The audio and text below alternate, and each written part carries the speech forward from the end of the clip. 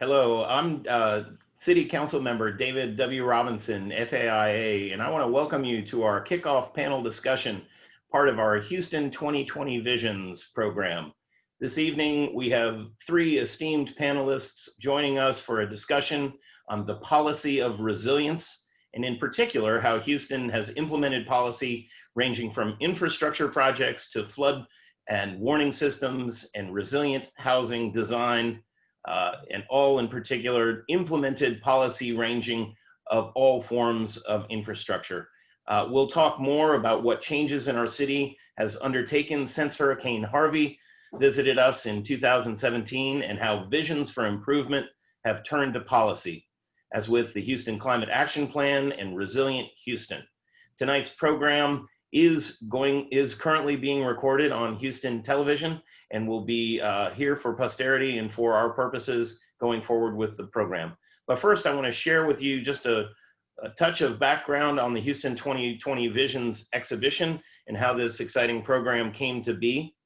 So as we all know, life changed distinctly on the Gulf Coast in late August in 2017 when Hurricane Harvey made landfall in Rockport, Texas, and the week that followed brought historic levels of precipitation across the region as the storm slowed and stalled out over the city. It flooded neighborhoods in Houston with over 50 inches of rain in a variety of diverse communities and far-spread bayous. Tens of thousands of homes and hundreds of public buildings were destroyed, including the existing Architecture Center of Houston and the then under construction Architecture Center in downtown Houston.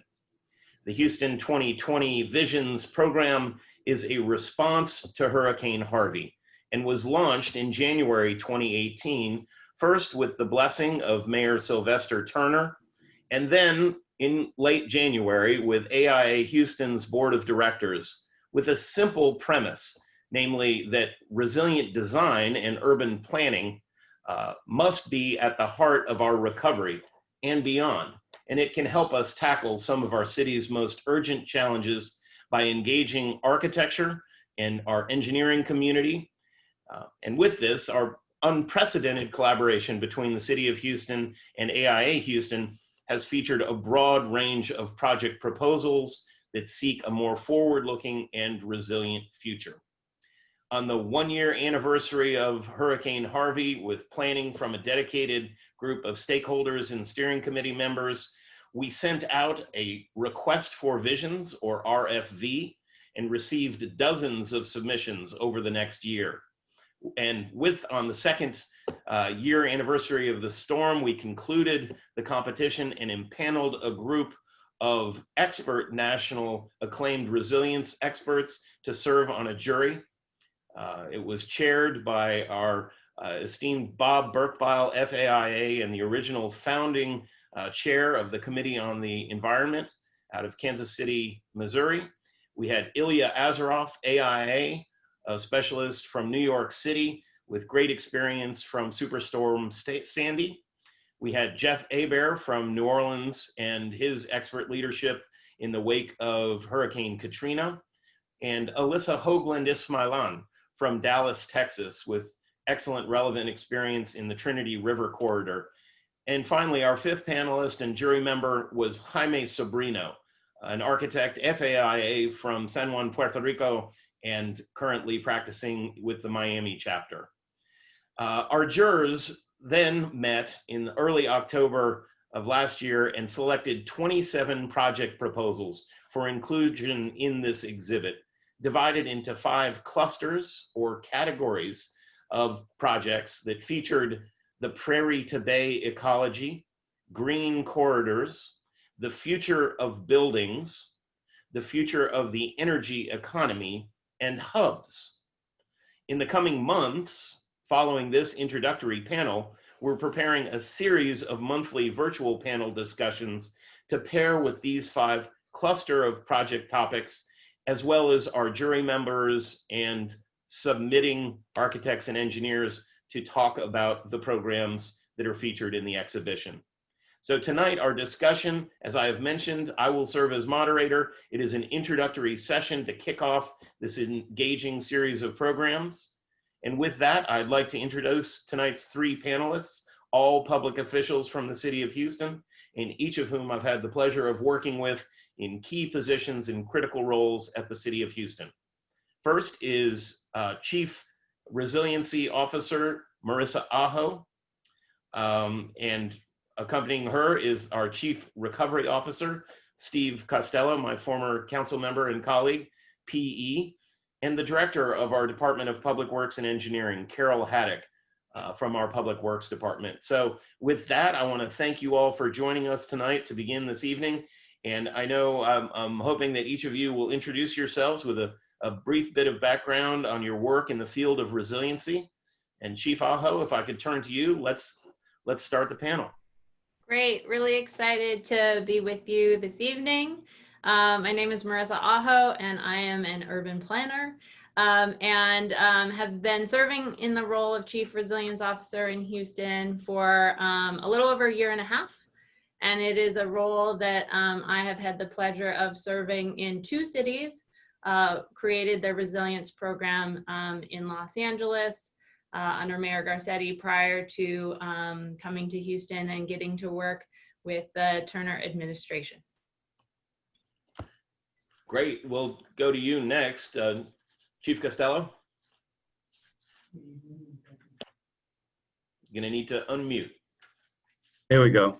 Thank you for letting me join you this evening. I am a former consulting engineer and former city council member. As the council member has indicated, we were colleagues for quite a while. Right after I was term limited, Mayor Turner asked me to join him in early 2016. He called me the flood czar, and that label has kind of stick, even though post Harvey now I'm the chief recovery officer. Really focusing on sustainability and flood damage reduction, and look forward to the conversation we're going to have this evening. Thank you. Thanks, Chief. And with that, anchoring our team here, our Director of Public Works and Engineering, Carol Haddock. Thank you, Councilmember. It's my pleasure to join this panel. I get the pleasure of working with all of you on a daily basis, and I tell you what, it's certainly fun to tackle the challenges that Houston has as we do that. My background in the resiliency world, before I came to the city of Houston, I spent 7 years at the Harris County Flood Control District, where at one point I was responsible for Project Brace. And it's a lot of long history in working in the flood reduction, flood damage reduction, risk reduction world before I came over to Houston Public Works. And now I get the pleasure on a daily basis of working with building new infrastructure. Our permitting center makes sure that new buildings and new infrastructure that's built meets all of the codes so that it will be safe and resilient moving forward. And then provide water and wastewater for the city of Houston as well. All parts of what we do on a daily basis. At Public Works, we focus on the fact that we are that strong foundation for Houston to thrive, because we recognize that what we do is what everything else is built upon, not necessarily what Houston is known for. And when that infrastructure works well and our services work well, then we allow all of the other things that make Houston to be resilient, and make Houston allow it to be what it wants to be. And that's what I get to do. That's a nice introduction. Thank you, Director. And with that, I think we're just going to dive right into some of the questions that we have for you tonight. And Director, I'm going to stick right with you with a question about what are some examples of new policies that have been enacted in Houston since Hurricane Harvey, especially those that focus on improving our flood resilience, and maybe some of the specific projects there. Absolutely. So one of the things that we realized almost immediately as Harvey finally moved out of the region, and we had tens of thousands of people that had been significantly impacted in their homes and businesses, was that we needed to provide guidance to not repair just to flood again. And so one of the very first things that we did was we actually worked to get council to recognize and change the floodplain ordinance to recognize that we needed to build to a higher standard. Because we knew that we had more intense and more frequent rainfalls, we had new data that had been released by NOAA, but had not yet made it into our floodplain maps. We actually modified our ordinance to use a proxy so that people that were repairing, people that were rebuilding, people that were building new would not build in harm's way and could build themselves out of harm's way. That was probably the biggest thing that we did. And I'll tell you, we did take some flack for that. The response that we got was that we are hurting the people that just got hurt the most. And to me, that's one of the biggest challenges when we talk about resilience, is that a lot of times when you're trying to become resilient, it's because you haven't been resilient in the past. And so you've experienced something that people are wanting to not have to deal with all the consequences of what they've experienced. We also have continued to take away the grandfathering for previous development that didn't have detention. We've looked at different design standards and things throughout that. We've made lots of changes to keep people out of harm's way that aren't there today. And then as things get rebuilt, to make sure they don't go into harm's way. The projects that we're going to be building in the future, I'm definitely going to pass this off to our recovery czar, Steve Costello, here in a minute, because he is actually the one who has been chasing the money. I get to build them, but he's been the one that's been on the spear of finding the money to make it happen. And that's why this partnership is so good between our three offices. So Steve, do you want to talk about the projects? I will. Thanks, Carol. I think the one thing, Councilmember, that Carol didn't mention is a phrase that the mayor has used. I think Carol had coined: we're not going to build back, we're going to build better. And, you know, all of those regulations and changes that Carol's team has put together, she didn't do that in a vacuum. She actually recruited the building industry, took them out, and obviously they didn't agree with everything that we proposed, but we came out with a consensus that I think everyone believes is a good consensus. So I'm really proud of everything her team has done. You know, relative to building resiliency, everybody knows that the proper investment in flood damage reduction, for every dollar you spend in advance of a flood, you actually save $4 in damages. And so FEMA recognized that post-Hurricane Harvey and allocated a little over $870 million to the state of Texas for flood hazard mitigation. So we were pretty aggressive in trying to get our share of that money. So we ended up getting approval for 4 different projects. So we got about 40% of the total dollars that were allocated to the state. We're pretty proud of that. 4 projects in particular. One is the conversion of a golf course to regional detention, which is a golf course that was previously bought by the city up on White Oak Bayou called Inwood. The second is the dam structure, putting new gates at Lake Houston Dam to allow for lowering of the dam in advance of a flood. The third is the actual North Canal project, which is the diversion channel downstream in downtown Houston. And then the fourth is the one that we just got awarded, which is a subterranean detention basin on the west side of town. The two that I think are kind of unique, council member, has to do with, you know, we deal with building. So we're doing the structural improvements, but the mayor and the community wants quality of life features as well with these engineering structural improvements. So in Inwood, we're joint venturing with the Houston Parks Board. And so we're building the detention facilities with Harris County Flood Control Facility. And then the Parks Board is developing a comprehensive amenity package to dovetail with the structural improvements and helping us raise funds, private dollars, to do those improvements. The other one, which is the marquee project downtown, which is the North Canal, that has been on the books for 20 plus years. And fortunately now we have some money to actually build the project. It's a joint project with FEMA, City of Houston, Harris County Flood Control District, TxDOT, as well as TERS 5, which is a memorial area TERS. So what's kind of unique about that is that we're working collectively with the Buffalo Bayou Partnership. We're going to build the structural channel, and they're going to come in with an amenity package to make it look something that the city would be real proud of in years to come. I know that so well, Steve. Not only am I your colleague for a few of those years, but as you know, I became the chair of the TTI, the Transportation Technology and Infrastructure Committee, you know, right after Harvey. So, you know, what the director said about implementing some of these policies and programs, you know that we've lived these together. And I really value all of your input and collaboration. I think our newest newcomer to the city is our expert Chief Resiliency Officer.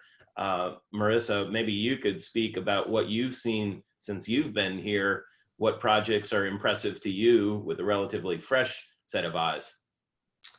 Yeah, I mean, the Resilient Houston strategy process has a similar timeline to the Houston 2020 visions, and was kicked off at the 1-year anniversary of Harvey as well.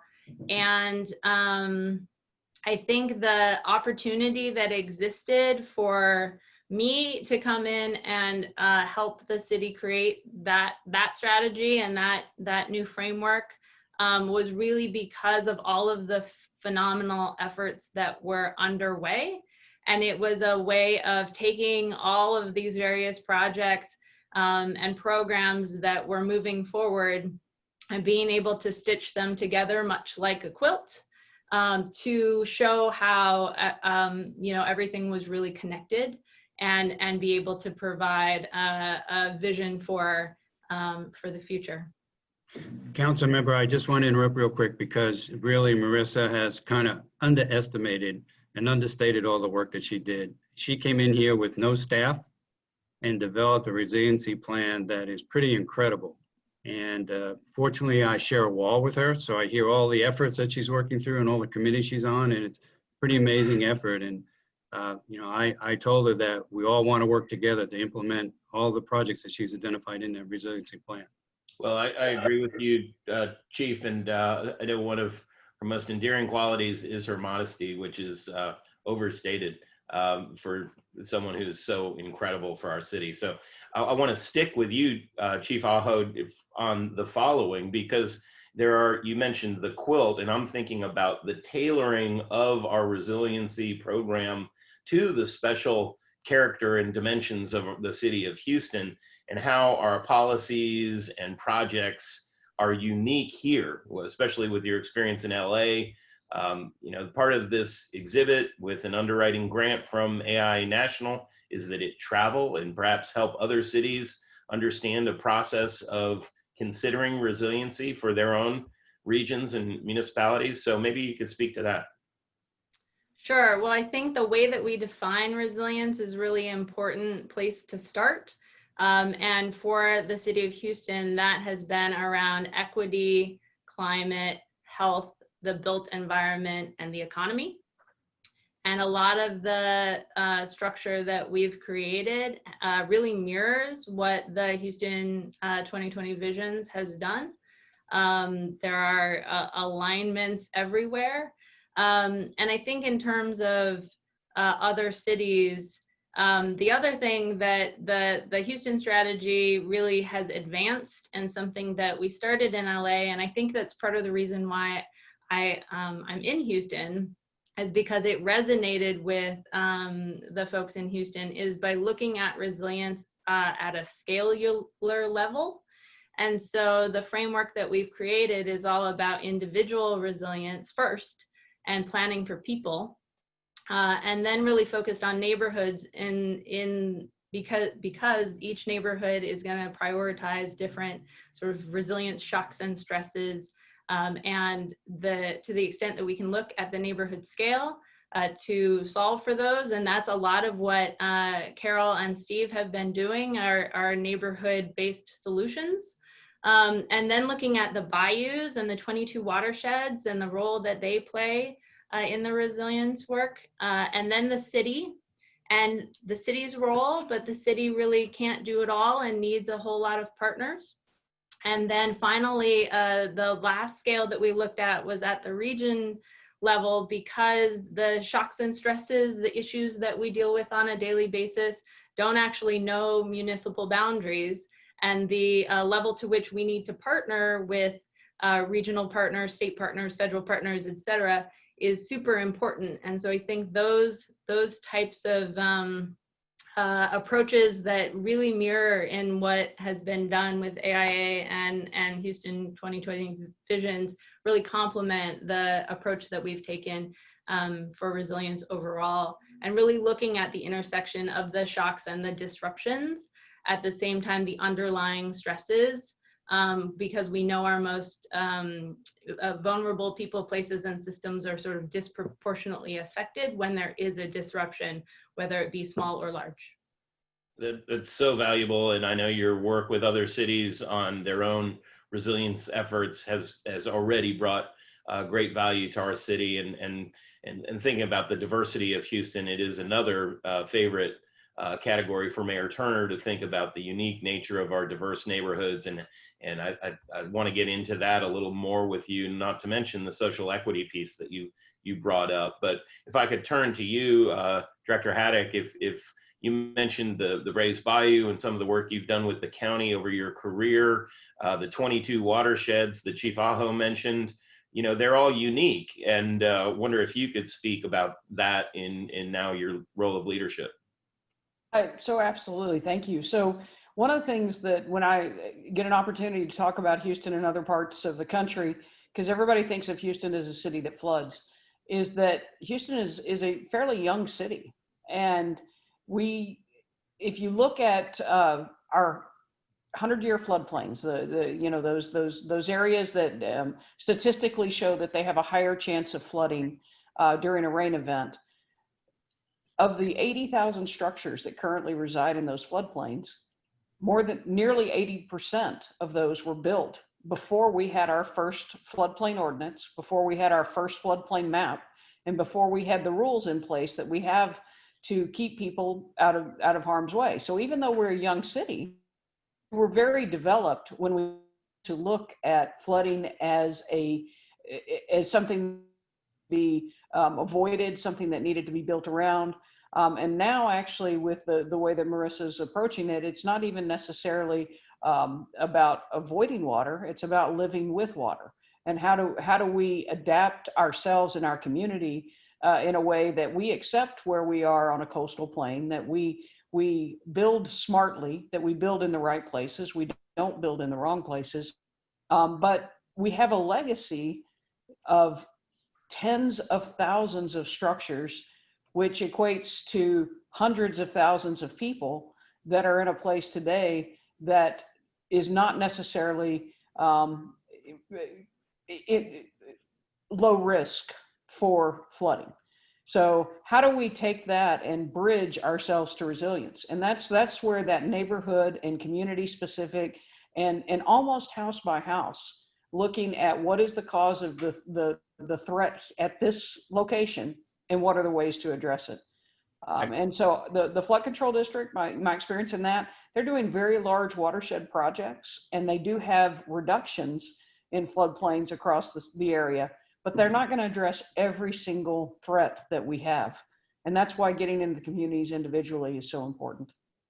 Yeah, I think that is critical. And, you know, among the experts here, I know our Chief Costello, with his practice and building floodplains with all the diversity across the region. Chief, if you could speak to your experience and the diverse nature of the projects you've already introduced. Yeah, so it's interesting coming from private practice and then being a bureaucrat. And what it is just the general feeling in the public about flooding. And over the years in my private practice, we always advocated for infrastructure investment.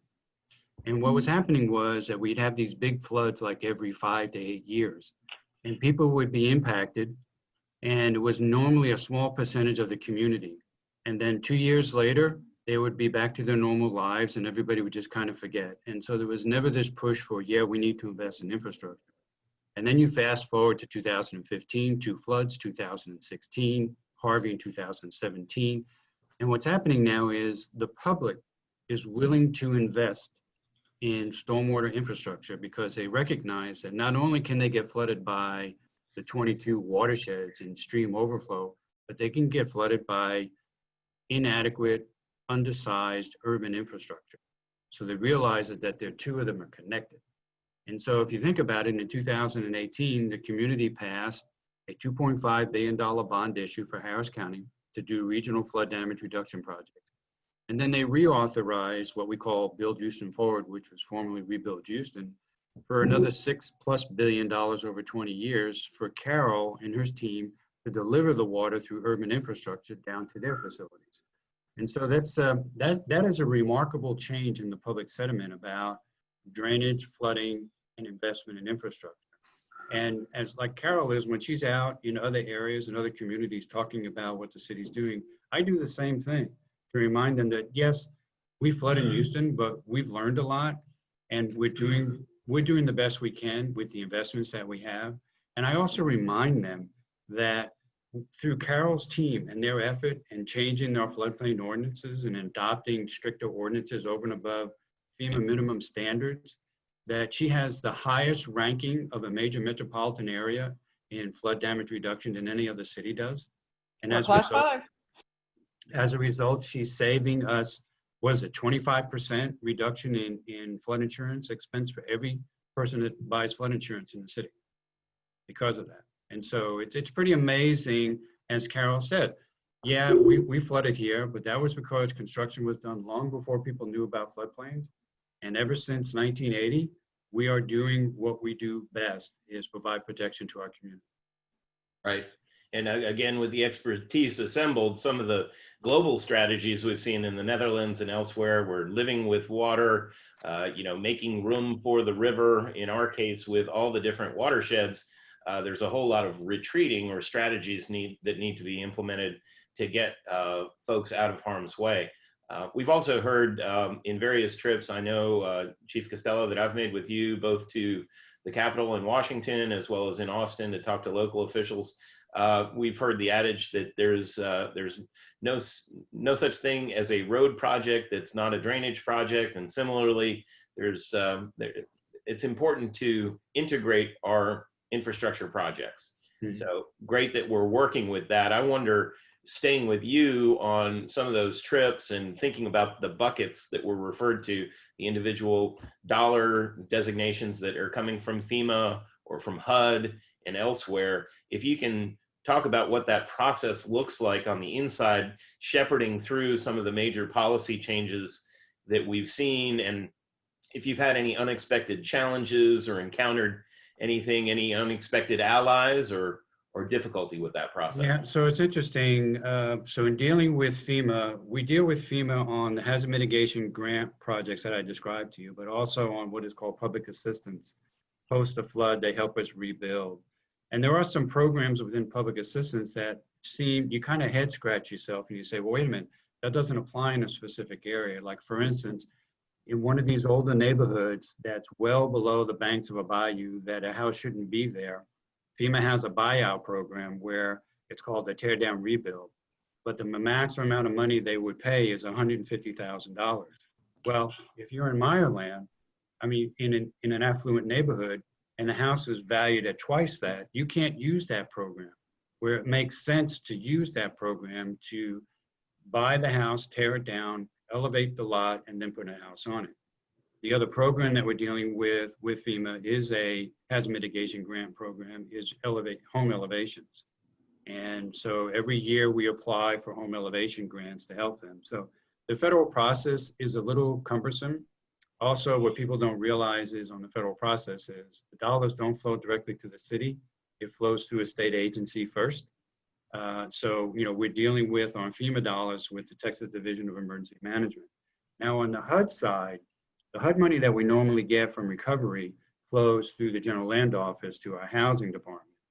But HUD has a brand new program that came out 2 years ago, which is CDBG MIT, and that is MIT meaning mitigation. So we're chasing several $100 million of projects through GLO, through HUD on mitigation effort. And there, what we're doing is we're respecting what the resiliency program came out with, which is social equity. And we're identifying these areas where we can put capital projects in to provide benefits to areas that historically wouldn't meet the federal guidelines of a BC analysis. And so fortunately with HUD, we don't need to do that type of analysis to justify our projects. So Steve, I really want to tag on to that just for a minute, because I think it's really important for people to understand that the way that the money came to the local entity was you had to do a benefit cost ratio. And so the Right. value of the structure and the value of the land compared to the cost of the project was what drove federal investment to deal with flooding, flood mitigation infrastructure, not mitigation, but flooding recovery infrastructure in local entities like the city of Houston. Well, if you just look at how land development happens, where the land is less expensive is typically where the flooding risk is higher in Houston. And so those areas with a higher risk of flooding and those areas with less expensive housing never met the federal equation to get federal investment to address flooding. And it's not anything that anybody locally did. It was actually how the federal programs were written and how they were funded. And so it really, not through anything that anybody locally at the city of Houston did, but it really did create some inequities in investing in flood infrastructure throughout the city that we're trying to address today. Yeah, and you'll see that with the projects, the public will see that when we roll out the projects that we're chasing, why we are intentionally putting them in areas where they've been underserved, theoretically.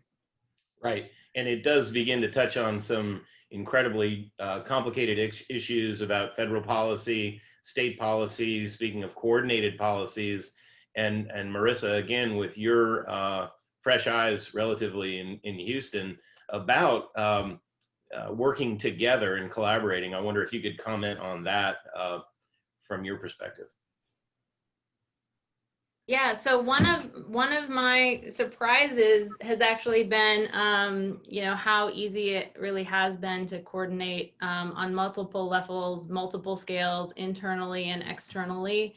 Not to say that we don't run up against roadblocks here and there, but you know, one of the things that we've done that I'm pretty proud of is creating not new positions, but new liaisons in the form of department resilience officers in every single department in the city in order to help implement the goals and targets and actions in the resilience strategy and coordinate multidisciplinarily and really take advantage of multiple department strengths and how we can, I like to say, solve for more than one thing, given the urgency of everything that we're dealing with.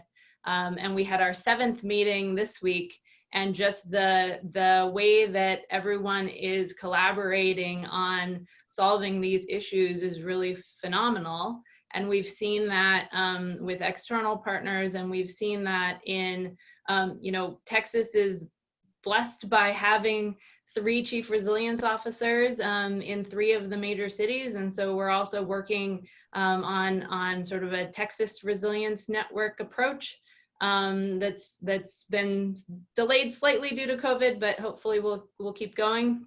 I think there is, of course, the Resilient Cities Network that is the global way that we participate and really enjoy collaborating with, you know, 100+ cities or so around the world. Yeah, that is so helpful, and it reminds us of the diversity of the challenges that we can get here. We're focusing on a lot about flood events and rain events and hurricane events while we're still in the season, but it's not long ago that Texas was facing a historic drought in 2011, and I know a lot of what is encapsulated in the Houston 2020 visions is really thinking about a broad approach to a whole host of disaster relief. And again, thanks to this group for being able to bring some light to that. I want to shift a little bit. We were talking about housing policy, which will certainly be touched on throughout the latter panel discussions that we have in the course of Houston 2020 visions. But another large topic that is politically sensitive and you know, depending on who you ask, climate change may or may not be real. But if we take it as science and we, based on our experience, are working with what Houston has recognized, not only with the recent declaration of Climate Action Week earlier this year, but as we've also published a comprehensive Resilience Houston strategy, which was spearheaded by Marissa Aho, and a great leadership and experience that she's brought to our city. I wonder, Chief Aho, if we could start with you, if you could speak on some of the highlights of that initiative. Sure. Well, and happy to talk about some of the climate efforts in general. Really, Houston is experiencing climate change.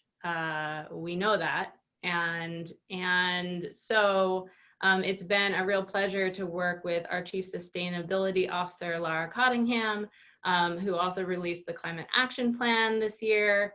The resilience strategy focuses on climate mitigation, on climate adaptation, and the Climate Action Plan focuses on climate mitigation.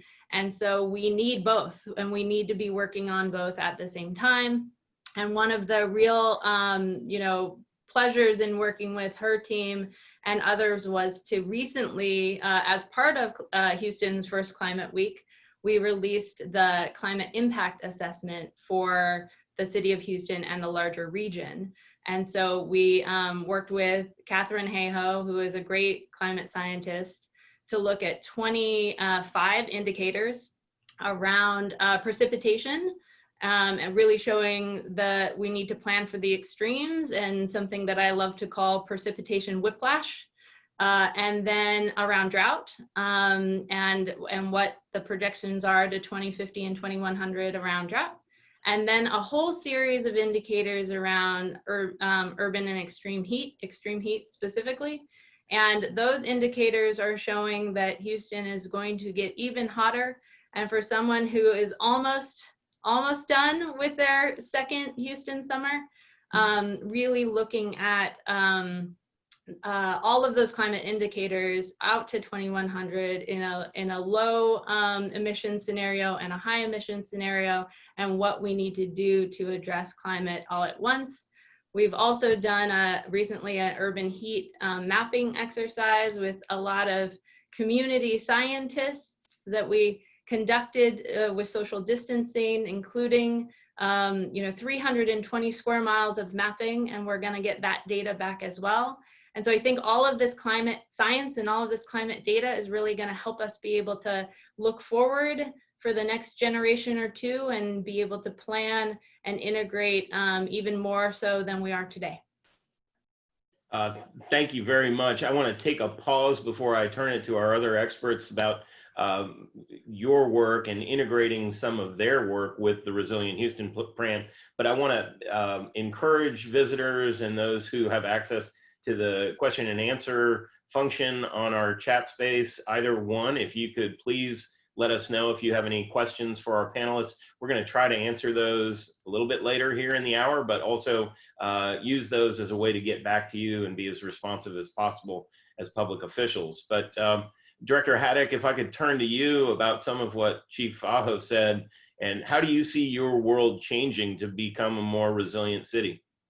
So I'm going to start off with the phrase precipitation whiplash that Marissa just threw out there.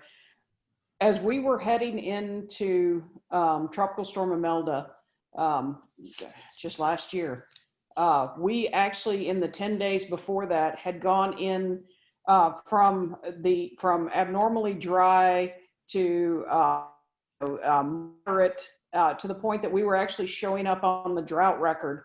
And then we had Tropical Storm Imelda, which actually has a national record for the most amount of rain in a 24-hour period.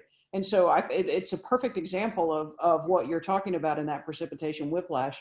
And how does that impact me? I'll tell you what, where it makes me the most nervous is on water supply, because we have surface water lakes that were built and permitted and planned to be used around a traditional type of precipitation that we get year round. And so we use some out of the lake, it fills back up when it rains. We use some out, fills back up as it rains, and this goes in a cycle. Well, when we're going through longer periods of drought and we're going through less often but more intense rainfall, will our lakes operate the same way, and will our water supply be resilient to future changes? And those are questions that people have asked me in the past, what keeps you up at night? Those are the questions that keep me up at night as I worry about those types of things. We're going to adapt the incremental adaptation of our building codes and of our infrastructure on the local level and things like that. But where we have to begin to really worry about is those extremes of rainfall. that pipe that we built under the street for, I don't know, 1 to 2 inches of rain in an hour, and we're getting 4 and 5 inches of rain in an hour. It really is going to tax our infrastructure, and it's also going to, in a long term, how we prepare for more growth, more density, and resources going to support that. Well, I know you've been on that end of the discussions with a lot of our town hall engagements and capital improvement meetings that we've had around town. And Chief Costello, you too have been proactively trying to utilize the tools that we have at hand, the heightened meteorological sensitivity that we have in predicting storms paths, and director working with city leaders to know when to anticipate lowering the level of Lake Houston, for instance, or to work further upstream with Lake Conroe and to try to think about activity on the San Jacinto or in other watersheds. So Chief Costello, kind of in that, what can you share about working with some of your enhanced tools? Yeah, so just to follow along with what Carol said about the change in rainfall, what she didn't mention that's a challenge to her team also is the water quality. And, she has to deal with surface water treatment, whether it's during a drought, entirely different than when she gets a huge flush from a major storm event. So that creates significant problems for Carol as well. In looking back at climate change and what we're talking about in terms of climate, just look at why and what we're doing now. Over the past 30 years, I've been in this business for a long time, and we've changed our design criteria for storm events incrementally until Harvey. And over the past couple of years, we've now changed our design to about 30% more rainfall for a standard 100-year event. And as Carol said, that is exceeding the capacity of our prior infrastructure that was designed years ago to a totally different storm. And so we have to think differently about how we do that. So that has been a challenge. We call it Atlas 14. And Atlas 14 before Harvey was a lot less than what Atlas 14 is post-Harvey. And I think when NOAA was identifying those numbers, they thought it would pertinent to put it into the statistical analysis, which is why we do that. I think the other thing that we need to be mindful of that our sister agency is doing is they're trying to come up with a way of forecasting floods. Right now, Harris County Flood Control District has on their website, all their gauges, so we can look at, okay, what's happening real time right now. Then what they do is they modified their system to show within 15 minutes when a flood is occurring, where the flood's occurring. What they're now trying to do is they're now trying to work with NOAA to figure out scientifically if they can predict a flood within 30 minutes to an hour. What I've been advocating for is something that I wanted, something different is, and I'll show you, I want to be able to have my phone while I'm driving in the middle of the night in a driving rainstorm and I'm approaching like an underpass to tell me don't go into that underpass. And how quickly can it tell me that so I can get off the road? That's really what we got to get to. We got to be, because everyone carries this with us. And floods always occur in the middle of the night when you can't see anything. On a holiday. On a holiday. Yeah. And you drive into an underpass and it's got this big old ruler on the side of the wall that you don't see. And so it's, and because Carol and her team put barricades up to prevent people from going in there, however, they drive right through them. And so, so there's a number of forecasting efforts that are going on right now, both in terms of within the city and outside the city, and encouraging researchers to come up with this plan I want them to do. That's great. What you're doing with your cell phone driving in the middle of a storm at midnight is another question, but I'm going to give you a pass on that one. He doesn't have to have it in his hand. It'll go off really loud next to him. Okay, I'm not sure how resilient that strategy is, but sticking with you, maybe Chief Aho, if you could just maybe speak to any other aspects of either the climate action plan or Resilient Houston to think what people might not know or other strategies that are built deep into the woodwork here, if there's other aspects that you'd like to highlight. Sure. Well, so one of the things that I did right before we kicked off tonight was look at the focus areas for the Houston 2020 visions and be able to align a lot of those themes with specific actions that we have in Resilient Houston. Would that be a good way to approach this? That'd be great. Thank you. So in terms of, and I will do my best to pull them up, the future of buildings, Resilient Houston focuses on modernizing our building codes and working with Carol's team in order to do that. And we know that you know, a lot of the sustainability and resilience measures that are in our building codes are things that we strive for. And so we've worked with the housing department in order to create a resilience checklist for some of our multifamily buildings, where developers can pick and choose which types of resilience elements they'd like to include into their projects as sort of a best practice, which we're really proud of. In terms of the future of the energy economy, of course, Houston wants to keep their energy crown, or our energy crown, but by leading the energy transition. And so we've looked at ways that we can continue to do that. And that's also a huge focus of the Climate Action Plan. And then in terms of prairie to bay ecology, of course, that's a huge focus of the resilience strategy related to our bayous, and also calling for more biodiversity tools and ways to expand our ecology tools. In terms of green corridors, you know, there's been a growing focus on green infrastructure and being able to really expand to get to the tipping point where green infrastructure isn't something that you see every once in a while. It's really integrated in with all of our great infrastructure and is part of the norm. And so that's a lot of the focus of the resilience strategy, actually. And then finally, in terms of hubs, one of the things that resilience officers around the world are working at is creating neighborhood resilience hubs. And in Houston, I love that they're referred to as lily pads. And so the resilience strategy also calls for looking at expanding and what a lily pad network would look like in Houston, and how can we move forward with that.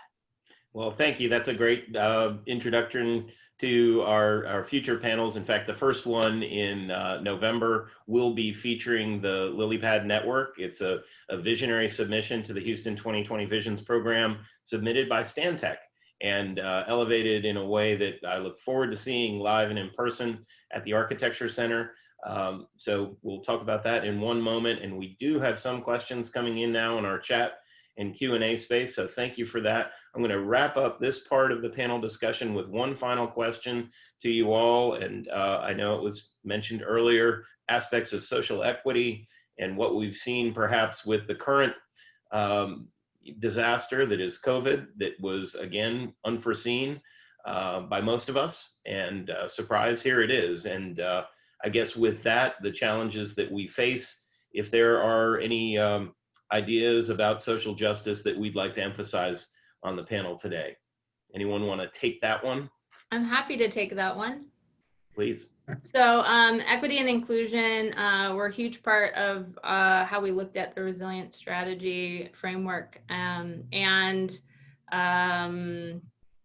You know, we have actions and goals that specifically talk about leading, looking at equity training, racial equity training, looking at equity indicators, similar to other cities have done, being able to evaluate our policies around equity. And so we have quite the framework in place that we're trying to move forward. Another way that we're really focused on equity is working with Mayor Turner's Complete Communities team. And that is something that all of us do in terms of being able to take the projects that we're working with and make sure that they align and can be part of the investment into the 10 communities that are part of the Complete Communities program that have been historically underinvested in. And so I think, you know, equity is a fundamental part of our resilience work and has been embedded from day one. But with COVID, I helped lead the health equity response for COVID. And we've created a COVID addendum to the resilience strategy that helps really tie all of the underlying sort of priority areas that we were looking at prior to this year with how those actions will help us in our COVID response, recovery, adaptation, and institutionalization, and equity is a huge part of that. Great, excellent. I want to hear from Director Haddock how that has maybe changed your world, or with equity, what are we doing in the neighborhoods and around Houston?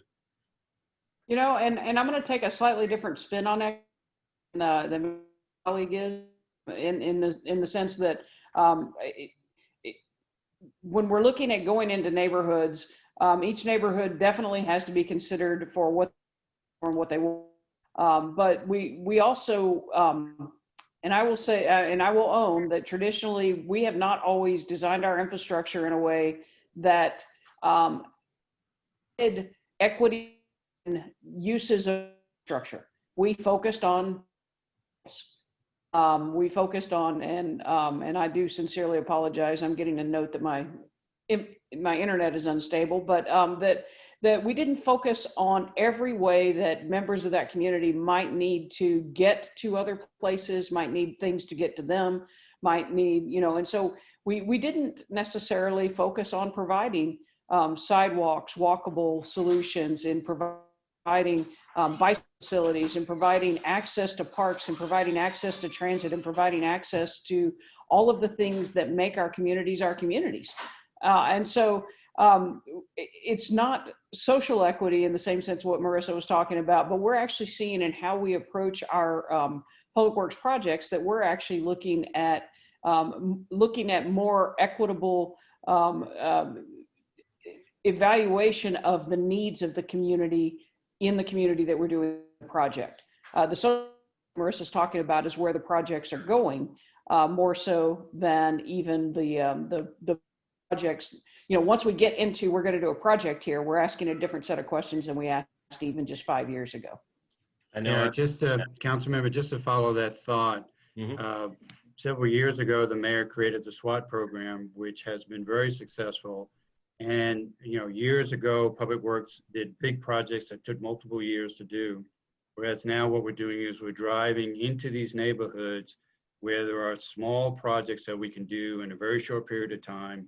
The council members, each council member has an opportunity, has a budget every year to respond to those needs of the community. And it's amazing, if you just do one small project in a neighborhood, the kind of reaction you get from the neighbors saying, hey, they really are helping us, because they see it in their neighborhood rather than some major thoroughfare that they're driving on that's taken several years to build. And so I think where Public Works is changing the thought process is that there are layers of projects, just like Marissa had described the layers of her resiliency. We have these very major big thoroughfare projects, and we're drilling down to even smaller projects in the neighborhood. And that's been it enables the city to spread the money around so that every district is benefiting from those activities. Excellent. And I know our time is running quickly short here. We do have a number of questions in the chat and Q&A space. So I want to turn to that now, panelists, if I could. And I think this one I'm going to suggest is more or less right up your alley, Chief Costello, with a question about the planning efforts in collaboration with the Army Corps of Engineers regarding reservoirs and any changes to improvements to them, upstream, new, elsewhere, things that you can share of that nature? Yeah, so the Army Corps came out with their, what they call a Colonel's Interim Report on Buffalo Bayou. And it's a study of the existing conditions of Addicks and Barker and figuring out what improvements they can do to enhance or improve that existing structure. They've made some recommendations for the community to consider. It included a reservoir up on Cypress Creek and some downstream improvements along Buffalo Bayou. I forwarded that report to Carol and her team. They haven't had an opportunity to look at that yet. So we are, as a city, are going to weigh in on that particular effort. I've talked to Harris County Flood Control District. They're doing the same thing, even though they're the local sponsor. They didn't do the analysis. So there's going to be an ongoing discussion about how we approach that particular effort. You know, for years now, everyone has been saying, go back and re-excavate Addicks and Barker totally. And the Corps didn't really address that to the level of detail people wanted them to do. So I think that's going to be probably the #1 comment that they're going to get from a lot of people here, particularly on the west side. So I want to tack onto that if you don't mind, because the next question talking about straightening channels, which is, I'll be honest with you, is not actually a practice that is happening much today. For the most part, we're looking for more natural solutions while we recognize that we have to add capacity to channels. In some cases, usually we're looking at partnering that with detention. We're creating those parking lots for excess stormwater that we partner with channels. And it's really, you know, when typically our partner, and it's the Harris County Flood Control District partnering with the Army Corps of Engineers for these very large projects, but they're not looking at what we imagine as straightening and concrete lining anymore. We're looking at much more friendly, green, you know, environmentally friendly solutions as we look at those things. And you will see in the projects they're building, you're seeing that a lot more. But I will also say that I would not be, the coordination that is happening among the multiple agencies is incredibly significant today, and I would not belittle or dismiss that coordination that's happening. Steve, I know that you are in it on a daily basis, whether it's the Corps of Engineers, whether it's the team that's working on the I'll call it the ICDIC, although that's not the name for it anymore, but across the region looking at these things. And now that the state actually has a flood planning group that's stepping into a larger scale, this is a discussion that is not being done in a silo today, which is actually very exciting for addressing flooding in a region. Yeah, no, it's interesting, Carol, because the city has been doing a lot of work with our sister agencies, and we're doing a lot more now. The difference is that we don't advertise it. I mean, we just go do our job. That's the engineering in us. It's not really the communication side of us. And we've got to do a better job of telling the community, hey, we are doing this with our agencies. And this is what we do. Good point. And I think that last question that you both addressed there was also very specific regarding the highway construction project with I-45 and 59 that we're currently working on with TxDOT, yet another partner, and in this case one we're trying to really embrace a paradigm set of shifts and new policies that I know Mayor Turner has been very specific and outspoken about. So I with just so little time left in this hour, I know there are other questions that we're going to want to address. And with that, I think I will defer to the process ahead, the series of panel discussions that we have coming up with Houston 2020 Visions. I do want to take a moment now at the close of our hour to thank again all of our panelists for this conversation, and to all of the viewers that have asked questions. We know that there are others that we will be responding to and looking to integrate with the presentations that follow. But first of all, with special thanks, I would like to thank Rusty Bienvenu, our Executive Director with AIA Houston. Rusty's been a wonderful partner and collaborator, along with his staff members, Jennifer Ward, tireless in her efforts, and Alex Thrift, our lead designer on the exhibition. Again, soon to open, not just virtually as it is now on the web, and with our AIA Houston website and a portal that can be found there, but soon in the Architecture Center Houston itself. I was told by Rusty earlier today that I can go out on a limb and say that he says it's going to be November 9th that we have that opening, and I know I've announced that to all my colleagues on City Council, as well as to Mayor Turner, and he has agreed to be among those first visitors, if not the first to walk through the door, to look at all of these wonderful, promising practices and visionary ideas for Houston. So with that, we are about to launch on a series of discussions on a monthly basis. The next one leading all the way through April of 2021 will be a virtual panel to focus on the hubs cluster that's already been talked about, and will feature the LilyPad network from Stantec, and as well as feature the great work of our dedicated staff at the City of Houston with the Complete Communities program.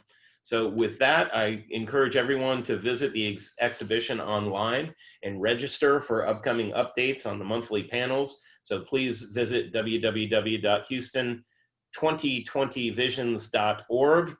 And we anticipate the opening of the Architecture Center less than a month away. So sign up and visit. It will be very safe. We'll require masks. It will be by appointment only, in small groups as well as with individuals. So I look forward to seeing you there and online. And again, thank you very much for joining us tonight.